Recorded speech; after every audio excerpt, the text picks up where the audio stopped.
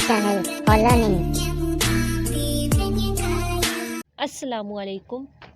Welcome to my YouTube channel. I hope so you are all fine. Guys, today we are here with spoken English episode number 5. सबसे पहले हम ये चीज़ understand करेंगे कि can का इस्तेमाल किस मकसद के लिए होता है। फिर हम ये चीज़ देखेंगे कि उर्दू जुमलों में इसकी पहचान क्या है एंड देन इसकी स्ट्रक्चर देखेंगे हम। So let's see can. What is can? It is used to express ability, possibility and permission in the present. It is used यानी कि इसका इस्तेमाल किया जाता है to express बयान करने के लिए ability को, possibility and permission को in the present मौजूदा वक्त में, यानी कि 3 चीज़ें बयान करने के लिए कैन का इस्तेमाल किया जाता है। The first thing is ability. So first of all we need to understand that what is ability. So सबसे पहले हमने ये अंडरस्टैंड करना है कि ये एबिलिटी होती क्या है। एबिलिटी कहा जाता है काबिलियत को या सलाहियत को, यानी कि कोई भी काम जो आप कर सकते हैं, यानी कि जो काम करने की आपके अंदर अहलियत है उस चीज़ को एबिलिटी कहा जाता है। यानी कि सबसे पहले जो चीज़ जिस मकसद के लिए कैन का इस्तेमाल किया जाता है वो है ability. For example if I say that मैं क्रिकेट खेल सकता हूँ, ये मेरी एबिलिटी है। मैं इंग्लिश पढ़ा सकता हूँ, तो ये मेरी एबिलिटी है।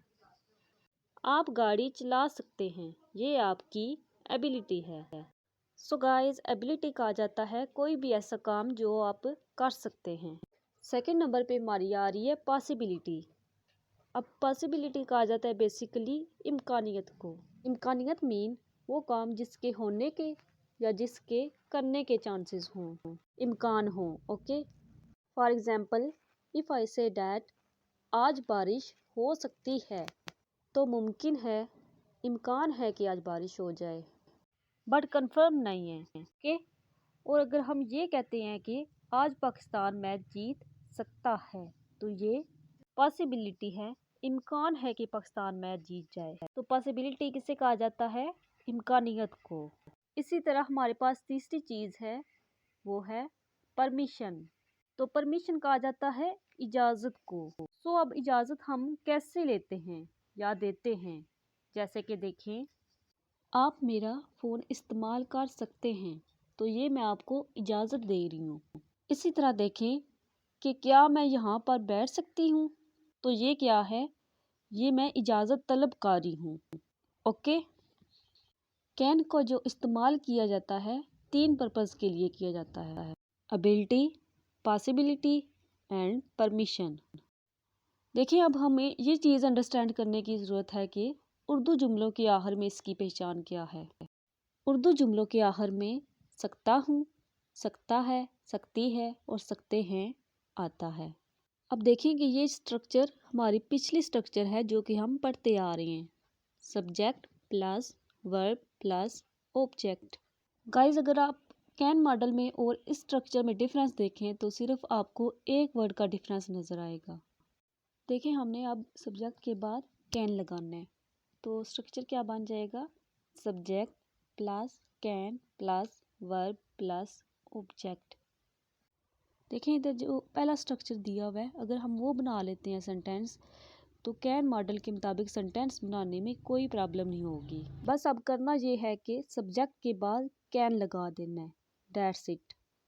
लेट्स सी गाइस, स्ट्रक्चर देखें, ये subject plus can plus verb first form. इधर फर्स्ट फॉर्म की जगह सेकंड फॉर्म भी आ सकती है एंड थर्ड फॉर्म भी आ सकती है, लास्ट पे ऑब्जेक्ट। ये कुछ सेंटेंस हैं जिसमें एबिलिटी भी है, पॉसिबिलिटी भी है और परमिशन भी है। So let's see, first one is मैं इंग्लिश बोल सकता हूँ। तो इस सेंटेंस को जब इंग्लिश में हम लेके जाएंगे तो सबसे पहले देखेंगे कि सब्जेक्ट क्या है यहाँ पे, मैं, I, then can, I can, then first form of verb. अब वर्ब क्या है यहाँ पे? बोलना, स्पीक, आई कैन स्पीक। क्या चीज़ बोल सकते हैं? English, I can speak English. English क्या है? ऑब्जेक्ट। सो सेंटेंस हमारा पूरा हो चुका है। ये जो सेंटेंस है ये एबिलिटी को बयान कर रहा है। अब जो नेक्स्ट सेंटेंस है वो परमिशन को जाहिर कर रहा है। आप मेरा फ़ोन इस्तेमाल कर सकते हैं। ये काम कौन कर रहा है? आप, यू। देन कैन, काम कौन सा यहाँ पे? इस्तेमाल, यूज़। You can use. क्या चीज़ इस्तेमाल करने की बात हो रही है? मेरा phone, my phone. You can use my phone. आप मेरा फ़ोन इस्तेमाल कर सकते हैं। ये मैं आपको परमिशन दे रही हूँ। थर्ड देखें, वो कॉलेज आ सकते हैं। अब ये सेंटेंस पॉसिबिलिटी को शो कर रहा है। अब सब्जेक्ट कौन है? दे। Then can. देन काम कौन सा है? आना, कम। दे कैन कम, कहाँ आने की बात हो रही है? College, to college. They can come to college, वो कॉलेज आ सकते हैं। तो ये है पॉसिबिलिटी। सो नेक्स्ट हम देखेंगे कि नेगेटिव सेंटेंस किस तरह से बनाते हैं। अगर आपको पॉजिटिव सेंटेंस बनाना आता है तो नेगेटिव मुश्किल नहीं है। देखें, पॉजिटिव सेंटेंस में हमारी स्ट्रक्चर थी subject plus can plus verb first form या सेकंड फॉर्म और थर्ड फॉर्म प्लस ऑब्जेक्ट। अब नेगेटिव बनाने के लिए हमने एक चीज़ का इजाफा करना है, वो ये कि कैन के बाद हमने नॉट लगाना है। Can not. कैन नॉट को हम शॉर्टकट कह सकते हैं कांट। ओके, बाकी सारा सेंटेंस वही है जो हम पीछे इस्तेमाल कर चुके हैं। फॉर एग्जांपल देखें, हम आज कॉलेज नहीं आ सकते हैं। सब्जेक्ट क्या है यहाँ पे? हम, वी। देन कांट, बाकी सारा सेंटेंस वही रहेगा। We can't come to college today. Next देखें, आप इंग्लिश नहीं बोल सकते हैं। You can't speak English. Next, वो खाना नहीं पका सकती है। She can't cook the food. So guys, ये हमारे थे नेगेटिव सेंटेंसेस। अब हम तीसरी चीज़ पढ़ते हैं इंटेरोगेटिव सेंटेंसेस, यानी कि हमें किसी से सवाल भी तो करना पड़ सकता है ना। सो जब हम इंटेरोगेटिव सेंटेंस बनाते हैं तो उसके लिए क्या चेंजिंग करते हैं? उसके लिए एक छोटा सा रूल है। नेगेटिव सेंटेंस में हमने जिस वर्ड के बाद नॉट लगाया है उसी लफ्ज़ को उठा के जुमले के शुरू में ले आए तो इंटेरोगेटिव बन जाएगा।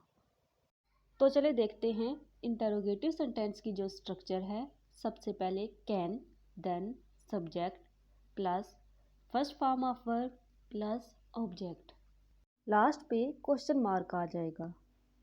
सो गाइस, ये सेंटेंस है, तो आइए इसकी इंग्लिश बनाते हैं। क्या हम यहाँ बैठ सकते हैं? तो अब सबसे पहले कैन, देन सब्जेक्ट। सब्जेक्ट क्या है यहाँ पे? वी, हम। वर्ब क्या है? बैठना, सिट। ऑब्जेक्ट क्या है यहाँ पे? Here. Can we sit here? Last पे क्वेश्चन मार्क आ जाएगा।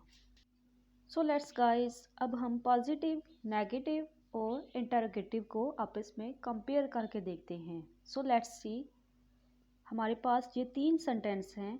जो फर्स्ट है वो पॉजिटिव है, देन नेगेटिव है और फिर इंटरोगेटिव सेंटेंस है। आप चाय बना सकते हैं। यू कैन मेक टी, तो ये पॉजिटिव है। सेकंड, आप चाय नहीं बना सकते हैं। ये क्या है? Negative. You can't make tea.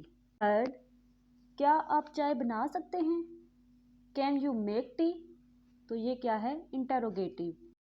So I hope so guys कि आपको कैन मॉडल की समझ आ गई होगी, और अगर कोई क्वेश्चन है तो आप कमेंट बॉक्स में ज़रूर मेंशन कीजिएगा। और अगर आप इससे कुछ फ़ायदा हासिल कर रहे हैं इन वीडियोस से तो अपने दोस्तों के साथ भी शेयर करें। स्पोकन इंग्लिश की नेक्स्ट एपिसोड तक के लिए अल्लाह हाफिज़। Thanks for watching video Spoken English.